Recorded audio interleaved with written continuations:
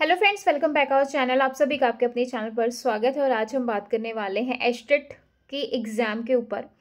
क्योंकि भाई बच्चे जो है, जो एग्ज़ाम आपका दिसंबर में हो जाता था और ज़्यादा जो है कुछ दिक्कत आती थी तो जनवरी में जो है कंडक्ट करवा लिया जाता था।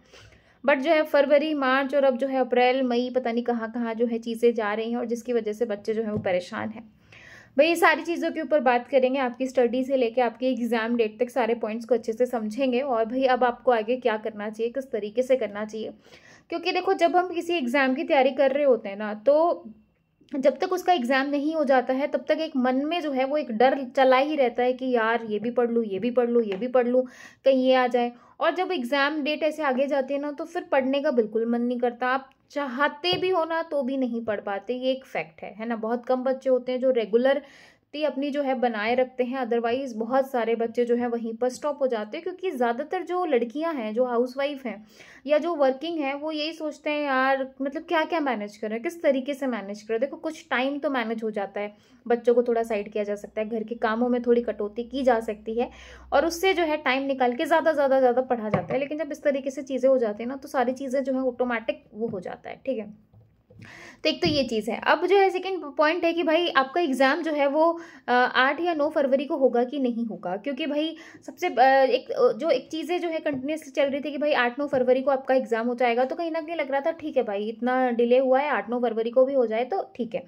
उसके बाद एक चीज़ आई कि भाई 8-9 के बाद 8-9 को आपका एग्ज़ाम नहीं हो सकता है कि आपका एग्ज़ाम जो है वो 15-16 तारीख को जो है वो लिया जाए।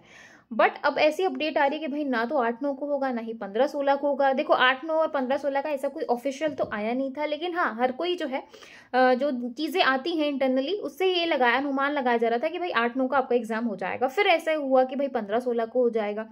और अब ऐसे हो रहा है कि भाई 15-16 को भी नहीं होगा और उसके बाद जो है आपके 10th-12th के बोर्ड आ जाएंगे और फिर जो है मार्च में पॉसिबल नहीं है। और अब आपका एग्जाम होने की चांसेस जो है वो अप्रैल में है। अब ज़्यादातर चीज़ें ये हैं। अब देखो भाई, अब तो वही गवर्नमेंट के ऊपर है। अब जिस तरीके से ये चीज़ें खींच रहे हैं, हो सकता है कि आपका एग्ज़ाम जो है वो आगे चला जाए। अब देखो भाई, अगर आप स्पेसिफिक एस्टेट एग्जाम की तैयारी कर रहे हो तो थोड़ा थोड़ा अपना कंटिन्यू जो है वो करते रहो। लेकिन अगर आपको है कि भाई मुझे जो है साइडर जो है, मुझे और भी एग्जाम है जो मेरे आने वाले हैं, या मैं और भी एग्जाम की तैयारी कर रही हूँ, तो भाई आप प्रॉपर डेडिकेट होकर उन एग्जाम की तैयारी करो। यानी कि आप अपने सब्जेक्ट को बहुत अच्छे से रखो। सब्जेक्ट आपका स्ट्रांग होना चाहिए, क्योंकि सब्जेक्ट में अगर आपके 50 नंबर आ जाते हैं तो कॉमन पार्ट जो है आप चीज़ों को बैलेंस कर लोगे। समझ रहे हो? क्योंकि अगर आप किसी साइडर में किसी और एग्जाम की तैयारी कर रहे हो और आप टीचिंग एग्जाम की तैयारी कर रहे हो, तो आपका सब्जेक्ट जो है वो मेन है। ठीक है, तो अपना सब्जेक्ट को जो है मत छोड़ना। बाकी चीज़ें जो है वो आप धीरे धीरे मतलब हर एक चीज़ को जो है वो कंटिन्यू रख सकते हो। ठीक है, लेकिन पढ़ाई छोड़ दोगे तो ये तो कोई सोल्यूशन नहीं है। जैसे मैंने स्टार्टिंग में बोला, ऐसी प्रॉब्लम होती है, वैसी प्रॉब्लम होती है, प्रॉब्लम बहुत होती है भाई।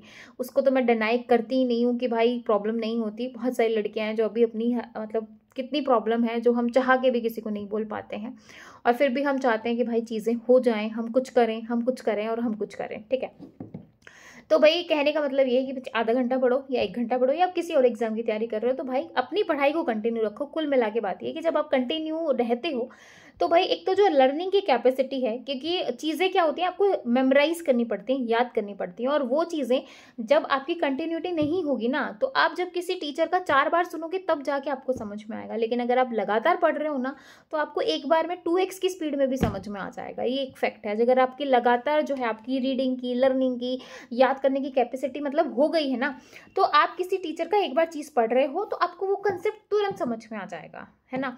लेकिन अगर आपकी जो है अगर आपने अपना कुछ जो है अगर आप 15 दिन का भी गैप ले लेते हो, तो 15 दिन के गैप के बाद आपको ऐसा लगता है कि यार कहाँ से शुरू करूँ, मेरे लिए तो सब कुछ नया है। एक ये सबसे मेन बात है। क्योंकि मैं खुद अगर अपना भी बोलूँ ना कि भाई अगर हम कुछ दिन का गैप करते, जैसे मैं अगर वीडियो ना बनाऊं और 2 दिन का या 3 दिन का कुछ घर में ऐसा कुछ हो जाए और 2-3 दिन कुछ ना हो, जब मैं वीडियो शूट करती हूँ ना, तो मतलब बहुत चीज़ें ऐसी हो जाती है कि भाई बहुत ऐसा लगता है अजीब सा, है ना। तो भाई सेम चीज़ें पढ़ाई में कि अगर आप कंटिन्यू रखोगे तो वो चीज़ें आपकी हैबिचुअल में रहेगी, लेकिन अगर आप कंटिन्यू नहीं रहोगे ना, तो वो फिर आपको परेशान करेंगी। ठीक है, तो भाई एग्जाम का तो भाई अब जैसे है चीज़ें इधर से उधर चल ही रही हैं, और भाई अब देखो क्या रहता है, अब सरकार क्या करती है। और इतना आगे एग्जाम जाएगा तो फिर क्या पता भाई वापस से पोर्टल भी ओपन कर दे, क्या करें भाई। क्योंकि भाई जो एग्ज़ाम आपका दिसंबर में होना था वो अब 4-5 महीने अगर आगे जा रहा है, 4-5 महीने बहुत ज़्यादा होते हैं भाई, ठीक है। बाकी देखते हैं भाई सरकार क्या करती है। बाकी अभी तो एग्ज़ाम को लेके ऐसा कोई अपडेट है नहीं, तो आप भी जो है ज़्यादा जगह ये मैं कब होगा कब होगा, ठीक है भाई, जब भी होगा मतलब 15 दिन पहले, 1 महीने पहले आपको अपडेट मिल जाएगी। और भाई 10-12 के बोर्ड में तो देखो होगा नहीं, अगर 8-9 को, 15-16 को नहीं है तो फिर बोर्ड में तो मुश्किल ही है, क्योंकि कैसे जो है चीज़ें हो पाएंगी। तो भाई यही था, और बस पढ़ते रहिए, लगातार लगे रहिए। आपको क्या है, आपने पढ़ाई की है कि नहीं की है, बस मुझे कमेंट सेक्शन में ज़रूर बताइएगा कि भाई इतने दिनों से आप क्या कर रहे थे। आपने पढ़ाई छोड़ दी थी या लगे हुए थे, एक उम्मीद थी, और अब क्या लग रहा है, करोगे कि नहीं करोगे, कमेंट सेक्शन में ज़रूर बताइएगा। फिर मिलेंगे नेक्स्ट वीडियो में, तब तक के लिए bye bye, take care, thank you.